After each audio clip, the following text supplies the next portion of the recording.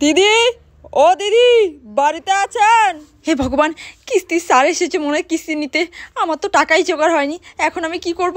কি হলো দিদি, বাইরে আসুন। হ্যাঁ আসছি। বলুন স্যার। কিস্তিটা দিন। কিস্তি? বলছি যে স্যার টাকাটা তো জোগাড় হয়নি। আপনার টাকা জোগাড় হয় নাই সেটা তো আমি দেখতে যাব না। আপনি যেমন করে হোক টাকা জোগাড় করে নিয়ে আসুন। এখন কোথা থেকে নিয়ে আসবো? মানুষ কি আমাকে টাকা দেওয়ার জন্য বসে আছে নাকি?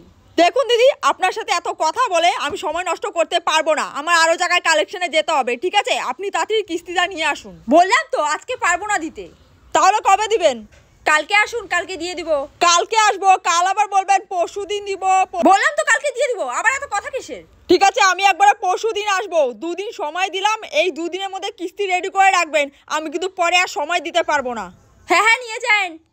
দুদিন পর। এরে, দুদিন তো হয়ে গেল, আজকে তো স্যার আসবে কিস্তি নিতে। এই যে কুম্ভকর্ণের নাতি, আজকে স্যার আসবে কিস্তি নিতে। টাকা তো এখনো জোগাড় করনি, খালি পড়ে পড়ে ঘুম আর ঘুম।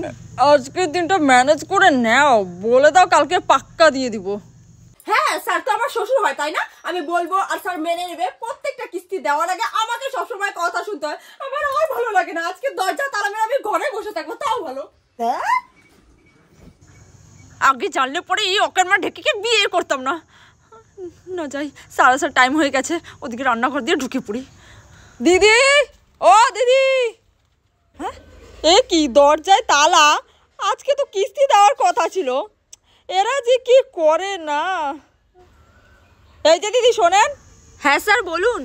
বলছি এই বাড়ি দিদি দাদারা কি কোথাও গেছে নাকি? কি জানি স্যার, সেটা তো আমি বলতে পারলাম না, কিন্তু ওদেরকে একটু আগেই দেখেছিলাম আমি বাড়িতে। ও আচ্ছা, ঠিক আছে। হ্যালো, হ্যাঁ স্যার, বলছি যে একটু আসবেন। আসুন স্যার। এই যে এই বাড়ি কিস্তি তো কোনো সময় ঠিক মতো দেয় না, আজ আবার তালা দেওয়া। হ্যাঁ তাই তো দেখছি। এক কাজ করুন, আজকে চলুন, আমরা আবার কালকে আসবো। ঠিক আছে স্যার, চলুন। বাবা গো, বাঁচলাম। স্যারেরা মনে হয় চলে গেছে। দিদি, এ কি তুই? এ কি তুই? স্যার, আপনি কি চেনেন নাকি এনাকে? হ্যাঁ চিনি তো, খুব ভালো করেই চিনি।